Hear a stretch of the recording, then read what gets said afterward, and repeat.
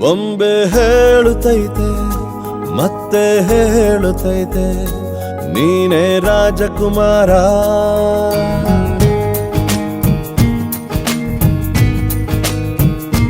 ಬೊಂಬೆ ಹೇಳುತ್ತೈತೆ ಮತ್ತೆ ಹೇಳುತ್ತೈತೆ ನೀನೇ ರಾಜಕುಮಾರ.